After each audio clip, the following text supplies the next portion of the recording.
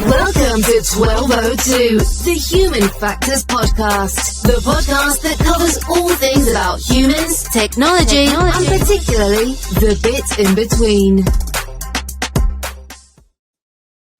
And welcome to this episode of 1202, where we're going to be looking at the rewards and the perils of authoring human factors books. But before we get into that, a quick reminder that whilst you're listening or watching this episode, I'm really keen for you to let us know what you think of the topic or any of the comments that are made within it or any other pertinent thoughts, and for you to leave your thoughts in the comments of whichever platform you're listening to us through. We do try and go through them all and respond, and generally I'm quite on the ball with that. So I'm really, really great to have a discussion. But it depends also what it is that you want to talk about. If it can be something quite serious, like, so we had a lot of comments on the application of human factors in healthcare, as exemplified in the episode with Peter Brennan recently. Or if you just got a really good joke. So David Golightly in his recent interview kicked off a stream of railway jokes. And so without further ado, we will go full steam ahead. And however it happens, getting your thoughts and ideas and feedback is really, really brilliant for us and helps us move forward as a channel. But it's fair to say that in my career, I have on more than one occasion used the term standing on the shoulders of giants. And in many cases, those giants are the people who've taken the time and the consideration to put what they've done, their experiences, their methods, and their understanding of how our industry works into a book. And that book allows the rest of us to learn from what they've done. Without these books, many practitioners would struggle on a day-to-day basis to achieve the consistency of approach and the agility in being able to flex methods to differing and suitable situations. So I'm really pleased that one of those giants has been kind enough to join us today, and that is Bob Bridger. He's the past president of the CIEHF and author of a number of books, the most recent being Introduction to Human Factors in Accident Investigation, but has a number of books also aimed at those starting out on their human factors journey, a number of which still sit on my own bookshelf and I use regularly. So welcome, Bob, and thank you very much for joining us today. Hi, everyone. Hi, Barry. It's a pleasure to be here. Thanks. So before we get into this idea of how authoring a human factors book and the sort of things we need to get involved, it'd be really fantastic to learn a bit more about you. I mean, I don't know who doesn't know about you, but in terms of what you're doing currently, what are you doing on a day-to-day basis? Well, that's interesting, Barry. Nowadays, I'm self-employed through my own company, so I basically do work when it comes in on a task and finish basis. So you could say that I'm coin operated, basically. Clear deadlines, clear number of days, clear deliverable, and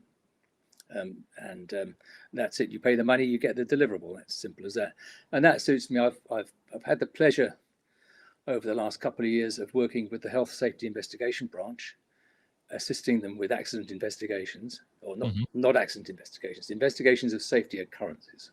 Right. So, and that's been great. They're wonderful people. I really enjoy working with them. And one of the reasons I've enjoyed it so much is because my first job when I left school was an operating theatre assistant in a Croydon General Hospital. So I was one of those people dressed in green pajamas with a hat on and cream-coloured wellies, pushing a trolley around, collecting patients, taking them into theatre, and doing all the dirty jobs like hanging up the swabs covered in blood so they could do swab counts, and taking out the amputated legs to the incinerator and all of that business. So It was really nice when I'm coming towards the end of my career to start working in hospitals again and visiting hospitals and seeing what's changed and what hasn't, and just working with a great bunch of people. I've done some other jobs as well that are interesting, one of which is helping companies that have to get protocols through the Ministry of Defence Research Ethics Committee. And as an ex-member of the Royal Navy Scientific Advisory Committee, I've reviewed over 500 protocols in all areas of human sciences. I kind of know my way around that process, and I can give them a leg up quickly and get them through.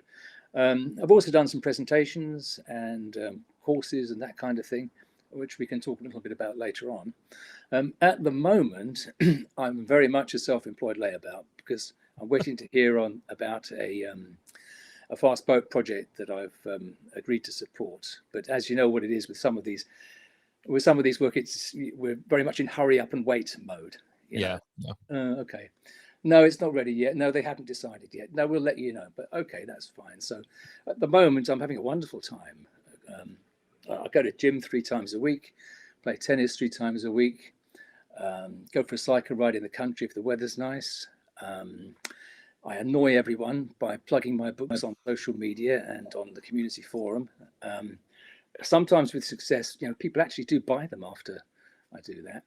And the other thing that I've been doing, which some of your viewers might be interested in, is I've got a fitness trainer's qualification, and I've been helping out some older people with sarcopenia. What's that? It's loss of muscle mass with age, but a lot of it's deconditioning. Right. Okay. If you read the literature, or my reading of the literature suggests that from about the age of 25 or 30 onwards, if you don't work in a physically demanding job, and if you don't do strength training or sports like judo or boxing, you lose about 1% of your muscle mass every year. So by the time you get to about 60, 65, you've lost probably 20% or more of your muscle mass. But you won't weigh less, will you? You'll weigh more. Hence the feeling that people often feel that they're slowing down with age, because they've got less muscle to move a heavier body. Yeah. So the people who I've been helping are basically quite fit and healthy in their 60s and 70s. And they play tennis, many doubles because they don't like running. But they also do things like Pilates, good diets. They're not obese. Some of them are a bit overweight, but none of them are obese. They're always quite healthy people, but they've noticed that this loss of strength is beginning to affect their ability to participate in activities of daily living. Yeah. You're like opening jars and lifting up that bag of compost in the nursery, or lifting suitcases in and out of cars. And so I've been helping them out with strength training, and it is very interesting when I assess them. I do find, in fact, that in some respects the loss of strength is remarkable. Right. Okay. They just cannot do simple things that they would have been able to do easily when they were 30, 35. Yeah. And it's because of inactivity. And the other thing that's really interesting for me is that even though they're quite health conscious people, none of them got any idea how to do strength training, and they've never done it before. Right. Okay. And one of the interesting things about that is that Public Health England guidance says you should do 150 minutes of moderate intensity exercise every week. That's your cardio, if you like to use modern terminology. Yeah. So go for a brisk walk for half an hour, 5 times a week. And the other thing is they recommend 2 days of strength training. But most people have got no idea how to do that. And what I'm finding that's absolutely very interesting is once I introduce these people and get them going in a short, balanced program, is they come back to me after about a week or 2 weeks, and they said they love it. Okay. Because they get an improvement in muscle tone that lasts for a few days. Then when it goes away, they want to go back in and do some more because they want it back. Yeah. Yes. One lady said to me that it was because after I trained her how to do squats and deadlifts, not with heavy weights, but very modest weights. Yes. She said her back pain has gone. She doesn't get backache anymore. Right. Okay. Yeah. Which doesn't surprise me, because they're both very, very good exercises for core stability and a lot of other things. And this really interested me because, these are people more or less at my age or a bit older than me. And when we were young, exercise was more or less equated with running. Right. If you said to someone, 40 years ago, you said to someone, you need to get to more exercise or go for a run. If I'd have turned around to them 40 years ago and someone said, you need to get some more exercise, if I'd said to them, get in the gym and do deadlifts, squats and bench presses, they'd have looked at you as if you're insane. Yeah. But nowadays, if you go to my sports club and you go in the gym, the weights room is packed with Generation Z. Yeah. Youngsters, 18, 25, they all do weights. And all the old duffers are on the cross trainers and treadmills and that. And either that, and the other thing that's interesting is lots of young women doing weight training nowadays, which you never used to see years ago.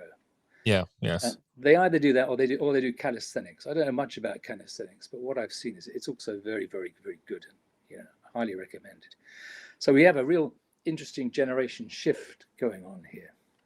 So presumably that's down to a better understanding of the science as much as anything else as well. There'd be, like you say, it used to be just go and do running, but now there's a lot more knowledge and understanding about how our body works and how to get the most out of what you're doing. Well, there is, and there's a lot more evidence that has come up over the last 10 years, at least, on the effects of sarcopenia on longevity. Right. When basically, sarcopenia is just one of these general risk factors for reducing your lifespan. Like other things like high blood pressure or cardiac insufficiency, or that kind of thing. And I think that's what lies behind Public Health England's current guidance of trying to get people to do more strength training. Okay. So it's very interesting, and it does lead on to some of the things that I'm going to be working on soon, because as I explained, I don't work full time. I only work part time, and only do work when it comes in. But I've got, which is great, by the way, because it's normally the real bonus is work that I normally enjoy doing. Yes. Like with HSIB, it's great fun. But I'm doing a couple of articles for Safety Management magazine, and the first one is on hybrid working and maintaining health, and the emphasis is on physical health. I might take a look at mental health in another article early next year. But at the moment, the emphasis is on physical health. And I'm going to be talking a bit more detail about hybrid working and maintaining health with hybrid working. And I'm going to talk a bit more about strength training as well. And that should be out, I think, in August in Safety Management magazine. So for some of you saying that they're partially retired or retired, you're keeping yourself very active. I sense the sitting around just doing nothing actually doesn't live in your repertoire. Well, having read the literature on health, nutrition, exercise, and longevity, I've got a vested interest in doing it. I guess so. But the other reason is I like exercise. I mean, just on a personal note, as a young man, I had a very dissolute lifestyle. I never did any exercise at all. Smoked 26 cigarettes a day. I was in the pub every night. Younger listeners might be surprised to know that when I was at university, we had ashtrays in the lecture theatres. Right. Okay. It was considered polite to smoke. It showed you were listening. Yeah. But anyway, once I converted to exercising regularly, the benefits are just obvious. Yeah. And you just feel so much better. Eventually, you get to the point where if you stop exercising, you just don't feel as good, and you miss that feeling of being. I mean, I went to the gym this morning for about 40 minutes, and had a workout, and I feel great. I've got no post-lunch dip, no tiredness. Fully alert, and definitely ready to have a walk down to the club for a pint later on. Fair. But the next article that's going to come up for Safety Management magazine is going to be about human factors in accident investigation. We've got lots of colleagues, haven't we, in the institute who have some have moved from university to work for places like the Rail Accident Investigation Branch and places like that. It's a real growth area. I was looking on LinkedIn today, and I saw that Nora over in Ireland is advertising another fantastic job with the Irish Railways on with a big emphasis, I think, on safety. It really makes me wish sometimes I was 10 years, 15 years younger. I'd definitely go and work for one of those organisations in human factors and safety. I think it's really fantastic career opportunities and really interesting work. Yeah, I think you're right. I interviewed Nora the other day, and this her episode should have come out just before this one, where she talks about the breadth of work that she does, and it's something that I've never got involved with yet. But the more I read, so I've you listen to colleagues, you read the literature, you read, like I said, got your latest book, which we've read as an introduction and things, and it does make you think. That whole investigative piece, that whole looking at almost tragic events, but through that human factors lens is absolutely fascinating. Well, it is, and I think one of the reasons why organisations are employing human factors experts in accident investigation or investigating safety occurrences, to speak more generally, Mhm. is because we naturally take a systems approach. Yes. And have done for 50 years. It's just in our blood. That's what we do. We look at things through all angles. We're multidisciplinary. We can see things from a physiological point of view, an anatomical point of view, and a psychological point of view, and a bit from an engineering and process point of view as well. Yeah. So we've got sort of automatically keyed in to look at things very widely. And I think that's part of the value that we add. So anyway, the article that I'm writing next on this is basically, I'll be honest, it's just a teaser for my book. It's selling quite. You're very good at pushing the literature that you've been doing out on social media. So hopefully, and we will put some links to the different bits in the description of this. But you're quite right. There's a lot out there about what you've achieved. Yes, please. Well, I'll be talking about the pros and cons of writing CIEHF books a little bit later, won't we? So yes, but we can talk about that. That will come back to that one, I think. But yeah. Sorry, just to jump in, you talked about you being the young lad at university, all that sort of stuff. How did you get involved in human factors in the first place? Was that your first love, or did you come into it, or so how did you find out that this such a thing existed? Well, I was one of those people who was always quite good at a lot of things, but not particularly good at anything. Right. So even though I really enjoyed physics, I did A-level physics, mm-hmm. And even I really enjoyed that, and I was quite good at it. I knew that I wasn't good enough to do a degree in it. Right. Okay. And I liked biology as well. I thought it was interesting. I didn't really want to do it. And at the same time, I thought history was really interesting as well, and English and writing. So anyway, I ended up working as a psychologist for a while, and I realized that I was a rubbish psychologist. Absolutely useless in the sense of, I don't understand why people think I lack empathy. Right. Okay. Because you lack empathy, you moron, So I came across ergonomics. I thought, like, multidisciplinary, I'm going to do that. And so I did it. And I think I did the MSc in University College London. And the minute I started studying it, I knew I made the right decision. I never looked back for a second. So you've touched upon some of the roles that you've had. Can you just give us a potted history of the career path from doing that MSc to basically working through your career, the different types of roles you've done? Okay, well, after the MSc, I went out and I worked for the Chamber of Mines Research Organisation in Johannesburg, where they did all the acclimatization work for acclimatizing people to work underground in the gold mines. Okay. So really big on physiology. And I did work there on things like noise and performance of hydraulic and pneumatic rock drills. That was quite interesting. And I got a very good grounding in noise, how to measure it, doing things like third octave analysis, all that kind of thing. That was really good. But after a while, I found that it was a bit boring.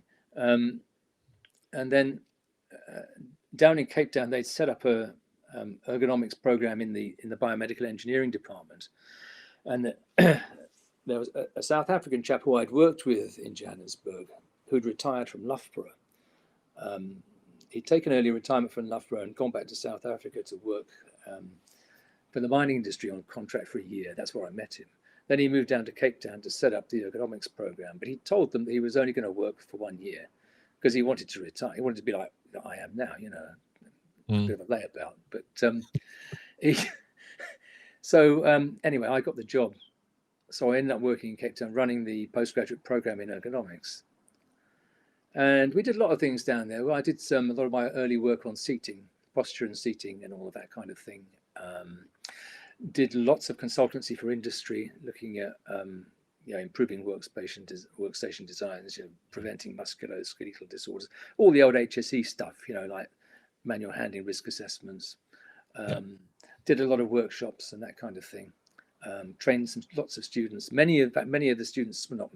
of the students that I trained there in the 80s and 90s are still working in South Africa as ergonomists. Some of them got their own companies.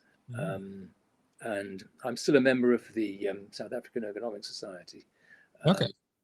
And they've really set something up now. They've even managed to persuade the government to introduce ergonomics legislation.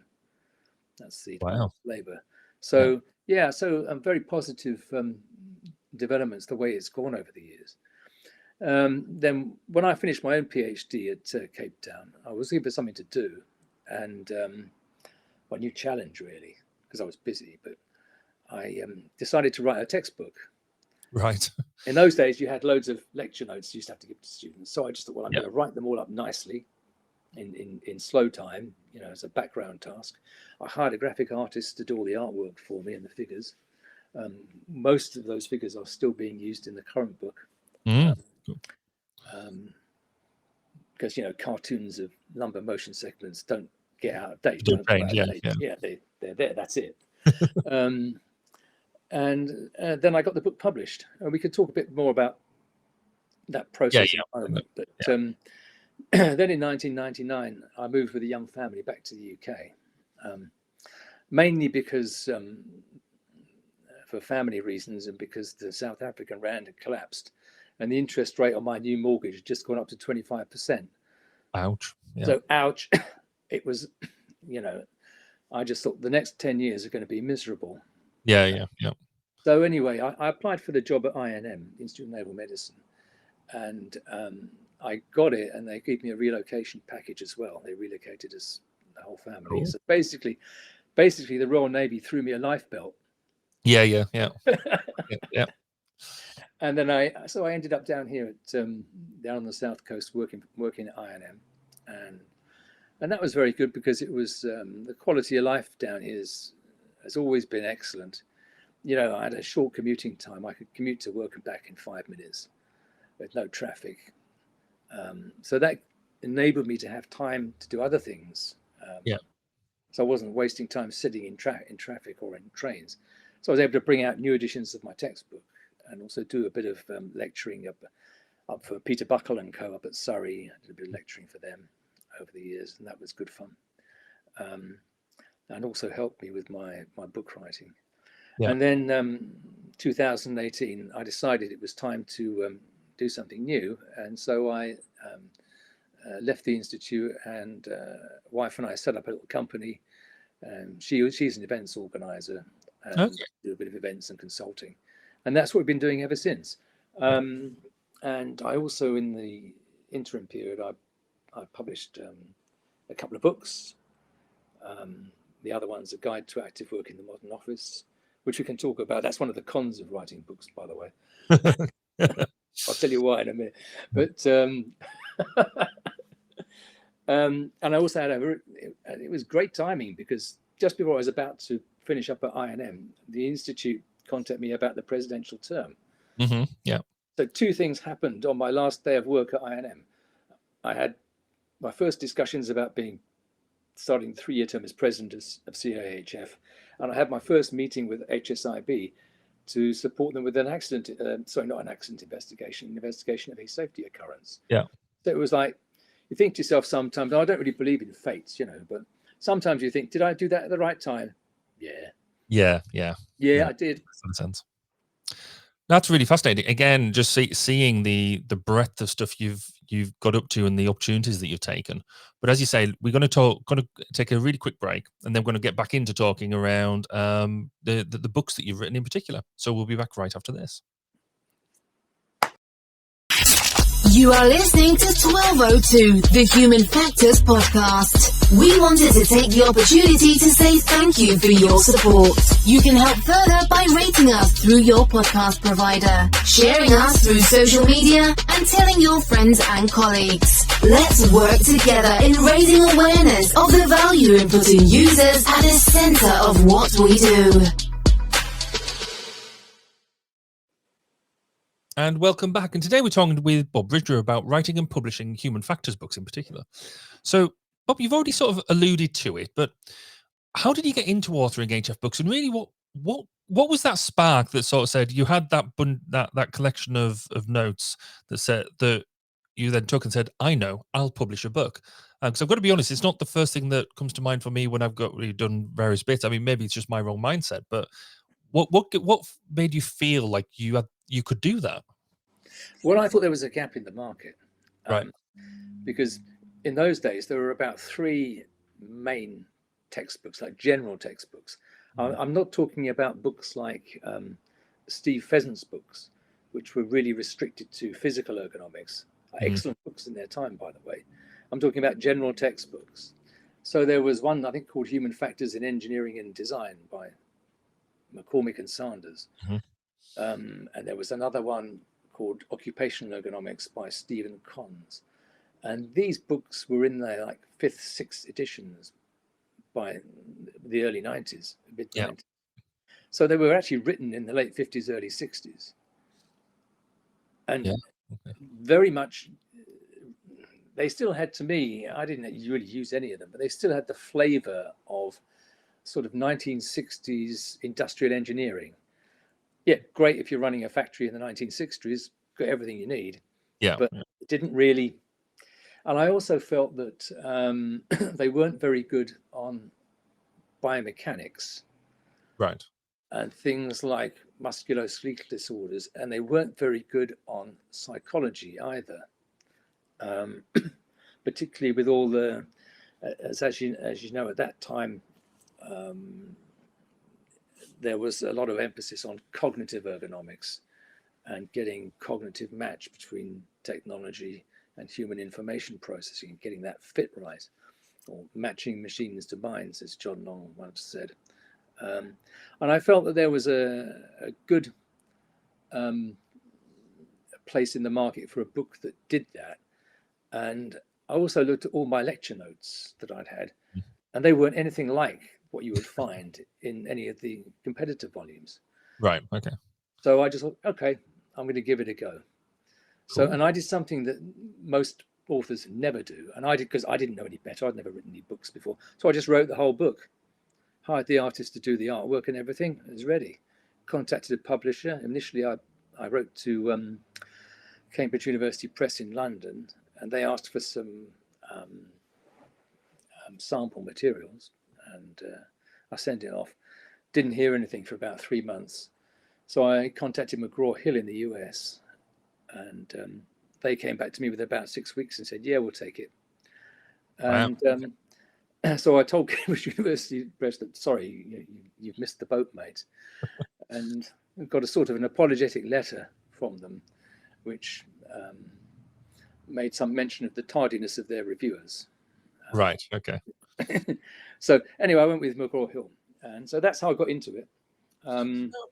So for those of you, I've never been into that bit of writing a book, or maybe you're just thinking about it, or what's the process? What is it? Because you sort of went, pen to paper, write the book, but you also alluded to that isn't necessarily the right way. So what would a novice book writer be looking at in terms of process? The process.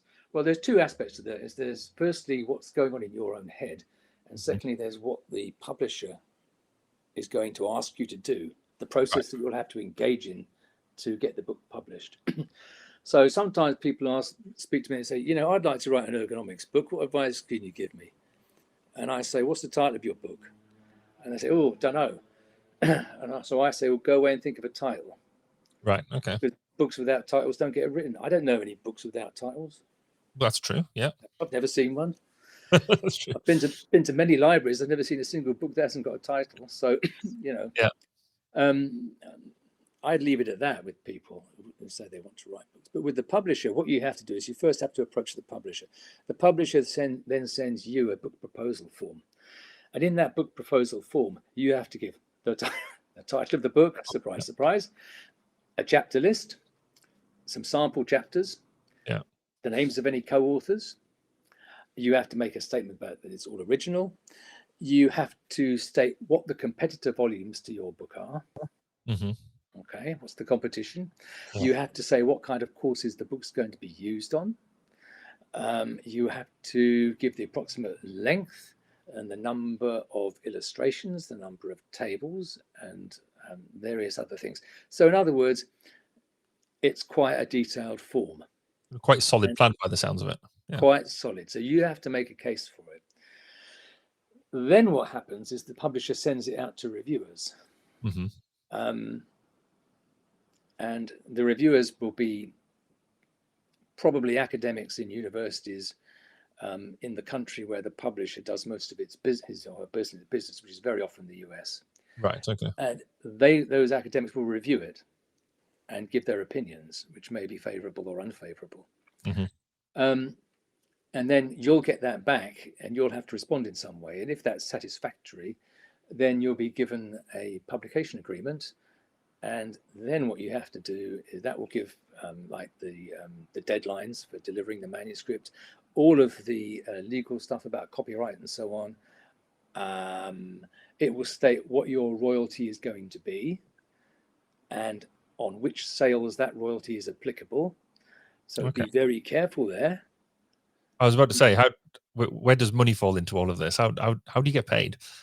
Royalties. And you have to be very careful. Read the small print. The first publication agreement I was ever sent said you only got royalties on books sold in the US. Right. Okay. So read the small print.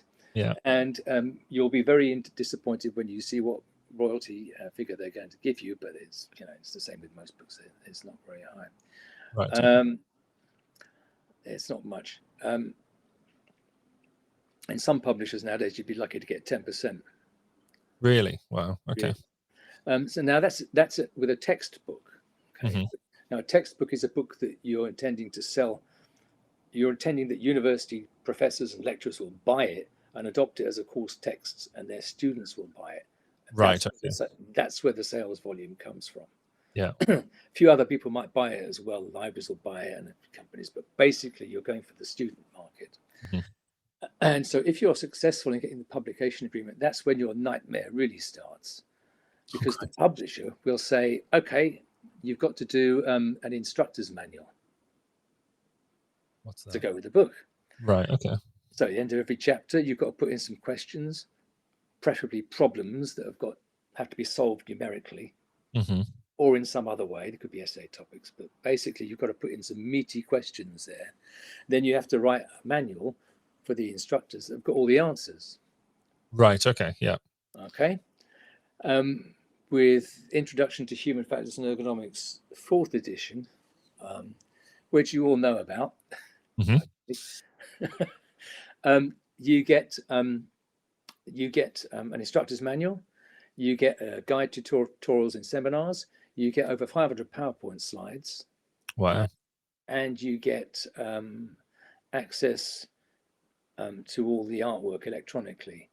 But you only get any of those things if you're an academic at a university and you adopt it as a course text. Right. Okay. Yeah. So in other words, you, Barry Kirby, couldn't phone up CRC Press and say, can I have a copy of Bob Bridges' instructor's manual, please? Yeah. It's not available. Obviously, because they don't want students to get their hands on them. Oh, to it. Yes. No, that makes sense. Yes. That makes a lot of sense. So that's for a textbook. So a lot of work. So Human Factors and Ergonomics is a fairly small market. So I think it's true to say that I didn't really get any return on the investment on my first book for the first 8 years. Right. Okay. Wow. Then if you're lucky and you get it adopted as a course text when it starts selling, then you have to bring out a new edition. Right. And that's easy. That's just a refresh of what you've done. Yeah. Yeah. They normally ask for 25 or 30% new material. Okay. Which in a field like ours is dead easy to put in. I could say it's evolving so quickly that I guess there's always new stuff to play with. Yeah, there's loads of it. And there's stuff that you've learned as you've gone along, better ways of expressing things. And like my new book on human factors and ergonomics, the textbook, it's got a new prologue on it on human factors integration. Because I thought that outside of places like MOD and a lot of the big industries like Atkins and Thales, most people don't know a clue about human factors integration. No, that's true. That's very true, actually. Yeah. I mean, the first time you go to a meeting of one of those teams and human factors, it's almost like they're speaking a different language. Yes. It really is. So you've got to know what a requirements specification is. You've got to know what a human factors integration plan is. You've got to know what things like DLODs are, and yes, yeah, all of that. So with the new book, I put in a new prologue on HFI. How to write requirements. Yeah. all that stuff. But you need to. So it's not just updating a book in terms of what's new in the literature, it's updating it on what's going on outside in the world that you're sending the students out to. Yeah. So the really difficult thing about updating a textbook, is deciding what to delete. Oh, so I guess the total page count needs to be roughly similar, I'm guessing. Well, mine's grown from about 530 to about 750 pages, but a lot of that is because I've been a bit sneaky and just putting lots of checklists and other stuff, which bulks it up. But it's deciding what to delete is really, really difficult. Because it must feel like it's your child in many ways, isn't it? You've got almost a vested love interest in almost every single word you've written, because that's taken you pain and blood, sweat, and tears to get it on there. Well, in some ways, yeah. But the thing is, what really worries me is if you delete something, it will be forgotten, and then someone will reinvent it. Right. Okay. Yeah. You look at a paper in ergonomics that published of something that was done, 40 years ago, but was actually well known, but was then forgotten. Yes. Yeah. So the trade-off is between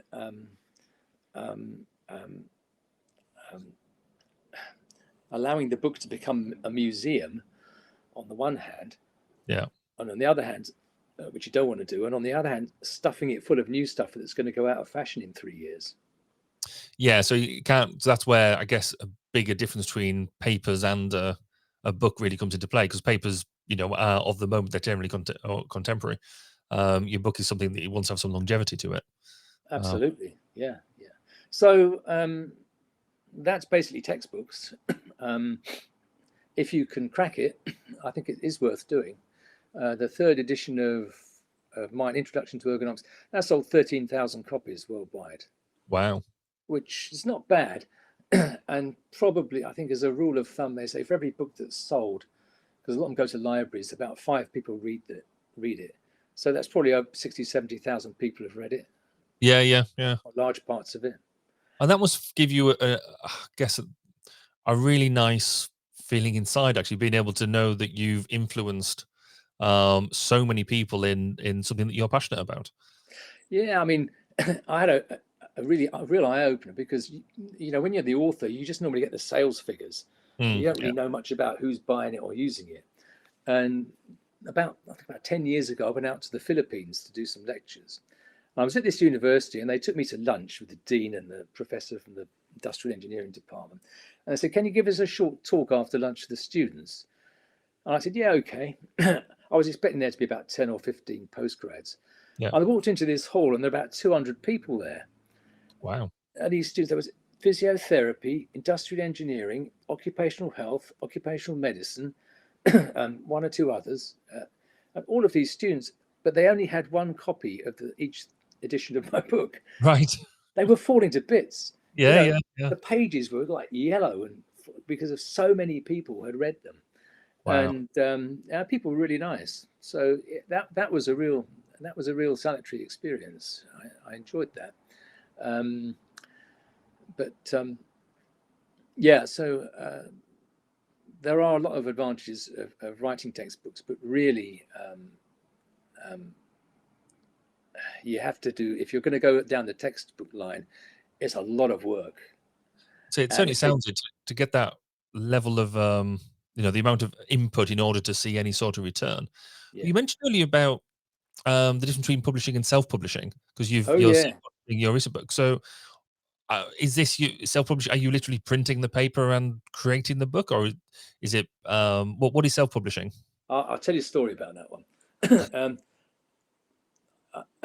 Last year, I gave it's one of the things we do. I gave an online seminar for a group overseas, 2 days, lots and lots of material, human factors and safety management, really. And it was during lockdown. And afterwards, it all went really quiet. And so I thought, I'm looking for something to do. So I thought, I know what, I'm going to paint my house. Okay. So I got my ladder out, and so there I was up this ladder, painting away, following the working at height regulations. You bet. Of course you were. And while I was painting away like this, your mind wanders, and I thought, why don't I write up all that stuff as a book? Because I've always wanted to write a simple book about human factors that anyone could understand. Yeah. It isn't full of all this stuff about complexity and complex socio-technical systems and all the models and all that stuff. Something simple. Why don't I write one about accidents? And I've always wanted to have a go at self-publishing. So anyway, when I finished painting the house, I thought, I think I'm going to write the book rather than engaging in another dangerous DIY task of becoming a subject of an accident investigation myself. So I just sat down, I got all the material and updated it and wrote the book. And I had some familiarity with Amazon's Kindle Direct Publishing platform. Right. Okay. I got on that and I published it on there.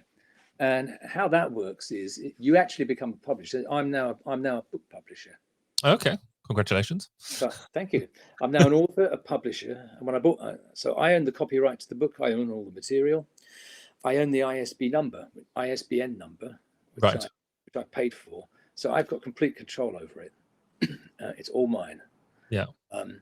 So I control the price. Right. It's great. What happens is it's on sale on Amazon, and if someone buys it on some book production factory somewhere, it just gets printed out and posted. You know, like Amazon. That's what. Amazon, right. Okay. Yeah. That's what Amazon does. Yeah. You know, they don't. Well, all the book publishers nowadays, they don't print hundreds of copies of books and then try and sell them. It's on demand. Yeah. Like just in time, and all that stuff. So all those principles apply. So that's how it works. And there are things that I like about self-publishing, but there are drawbacks. One thing, as you've gathered, one of the things I really like is that you have all the control. Yes. It's your baby. It stays your baby. I've just put the price of the ebook up. Right. Which originally I was selling for $9.99, thinking that the low price would be compensated for by increased sales, like developing countries where people haven't got much money. Mm-hmm. But people don't like ebooks, so. It's interesting, isn't it? Because I was talking to my wife about this. I come to chat to you about this, and I very much like fiction books. I like on as an ebook. But when it comes to workbooks, fact books, books that you're going to use as a reference, I much prefer paper books because you can scribble in them. You can put your your tabs in the most used bits of it and things like that. There's something a bit. I don't know why it should be different because you can do all that with an ebook, but there is just something about for this type of stuff to have that printed version. Yeah, I think what some people have said to me who use my book is that in their jobs they have it by the side, they have it on their desk by their computer, so they can look at it while they're working on something. But disadvantages of self-publishing are you don't have a publisher to help you with marketing, particularly in universities. Right. Yeah. You have to do all the marketing yourself. Otherwise, no one's going to know it exists. Yeah. The other disadvantage, I think, is that is the main disadvantage. One of the great things about the Amazon platform is that I don't do anything about sales or delivery or postage. Yeah. Amazon does all of that. There are the other advantage, of course, is with these internet platforms is the royalty is much higher. Okay. So you can charge less. Yeah. I think with my book on accident investigation coming out at £22.50 a copy, I think that's a pretty keen price. Absolutely. It's not, I mean, I reckon if that had gone with a mainstream publisher, you'd be looking at £35-40 at least. Yeah. So there are advantages and disadvantages. There's one big disadvantage of going through self-publishing in our kind of work. Right. And that is that the Amazon platforms like Amazon are set up to sell to individuals. Right. They don't sell to university libraries, and university libraries don't use them. University libraries use other companies, and these companies provide a platform. I was fortunate in that my book on accident investigation, and the fourth edition of the textbook, by the way, they're both available on a platform by a company called Cortext. That's Cortext with a K, not a C. Yeah. Because universities want to do distance learning, and students won't be able to access the book, when they're from anywhere, not just when they're in the university library. So I was fortunate, and I got an agreement with them to supply the book to universities. And to give you an idea, I think Cortex has something like 2 million ebooks. Wow. Okay. Which it sells to hundreds of universities all around the world. Substantial platform. Yeah, so that's a huge distribution network. So Amazon is a great distribution network and a great distributor for self-published books that are going to individuals. Mm-hmm. But, you need more if you want to write an ergonomics book that's going to sell in universities. Okay, so what's next then? You've talked about the books that you've written. What you're writing about next? What's the next book to come out? Well, I've got these two little articles that I'm writing, in terms of books, nothing at the moment. But we have got. I've got a trip to Singapore at the end of August to do a keynote and a workshop on human factors in accident investigation. Okay. And that's probably very largely a result of the book. I think that's a spin-off of publishing the book. Yes. Generating interest in human factors in accident investigation. And then in October, I'm going to be talking to one of the high-risk industries in Norway, also about human factors in accident investigation, and how to sort of, as it were, to institutionalize human factors in your accident investigation process in a large high-risk industry. Okay. And that'll be very interesting, which may lead to some more work, and that'd be good. And then at the end of October, I've got a Zoom meeting with the Chilean Ergonomic Society, because last time I was over there, I gave them a couple of copies of the accident book, and they're actually very interested to know how their ergonomists can get involved in accident investigation in Chile. Wow. So there's some things coming up. So when you start publishing these books, things happen sometimes unexpectedly. Stuff comes in. Yeah. So going to see yourself quite busy. Eh? Going to see yourself quite busy then. Well, no, I'm never really busy. Optimally loaded in good human factors terms. As busy as you want to be.